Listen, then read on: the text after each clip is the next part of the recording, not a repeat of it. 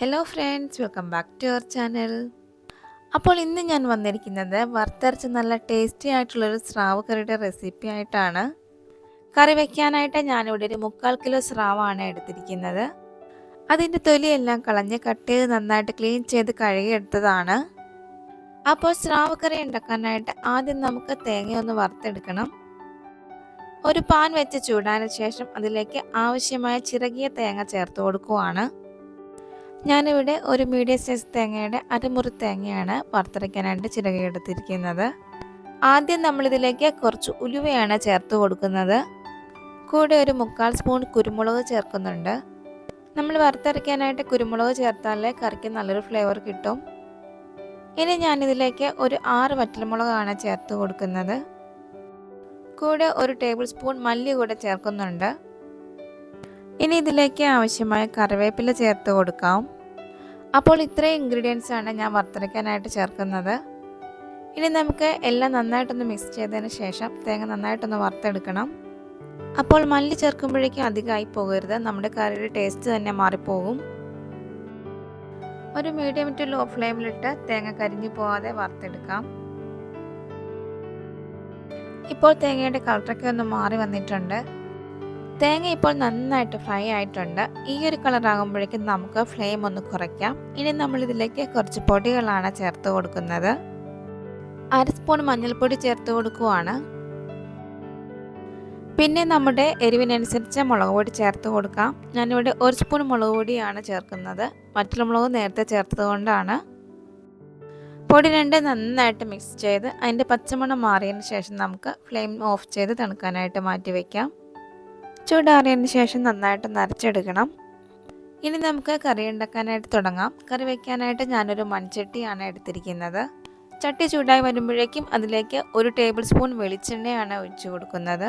എണ്ണ ചൂടായി വന്നിട്ടുണ്ട്. ഇനി നമ്മളിതിലേക്ക് ചതച്ച് വെച്ച ഇഞ്ചിയും വെളുത്തുള്ളിയാണ് ചേർക്കുന്നത്.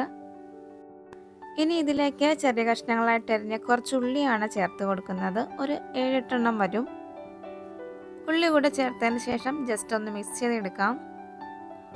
ഇനി നമ്മളിതിലേക്ക് ഒരു 6 പച്ചമുളകാണ് ചേർത്ത് കൊടുക്കുന്നത്. കൂടെ ആവശ്യമായ കറിവേപ്പില കൂടെ ചേർക്കുന്നുണ്ട്. എല്ലാം ചേർത്ത് നന്നായിട്ടൊന്ന് വഴറ്റിയെടുക്കണം. നേരത്തെ നമ്മൾ തണുക്കാനായിട്ട് മാറ്റി വെച്ചിരുന്ന തേങ്ങ ഇപ്പോൾ ചൂടാറിയിട്ടുണ്ട്. ഇനി നമുക്ക് നന്നായിട്ട് അതൊന്ന് അരച്ചെടുക്കാം. ഇപ്പോൾ നമ്മുടെ ഇഞ്ചി വെളുത്തുള്ളിയെല്ലാം നന്നായിട്ടൊന്ന് വാടി വന്നിട്ടുണ്ട്. ഇനി നമുക്ക് ഇതിലേക്ക് അരച്ചു വെച്ചിരുന്ന അരപ്പ് ചേർത്ത് കൊടുക്കാം.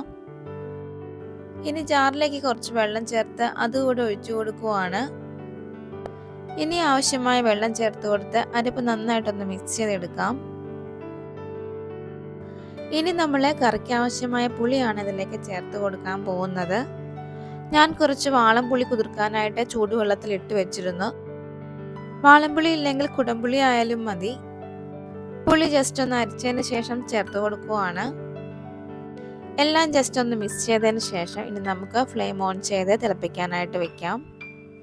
ഈ സമയത്ത് ഉപ്പും പുളിയും നോക്കിയിട്ട് പോരാന്നുണ്ടെങ്കിൽ ആവശ്യമായത് ചേർത്ത് കൊടുക്കണം. ഗ്രേവി തിളച്ചു വരുന്നുണ്ട്. ഇനി നമുക്ക് ക്ലീൻ ചെയ്ത് വെച്ചിരുന്ന സ്രാവ് ഇതിലേക്ക് ചേർത്ത് കൊടുക്കാം.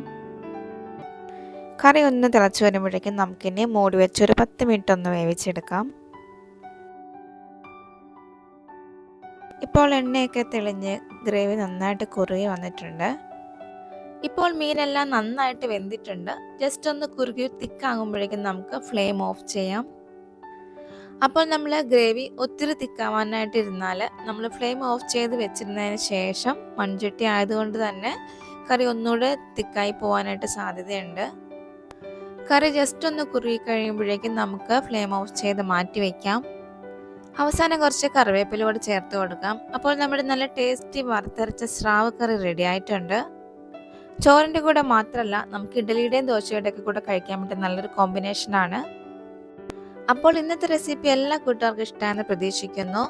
അപ്പോൾ ട്രൈ ചെയ്ത് നോക്കിയതിന് ശേഷം ഫീഡ്ബാക്ക് കമൻറ്റിലൂടെ അറിയിക്കാൻ മറക്കരുത്.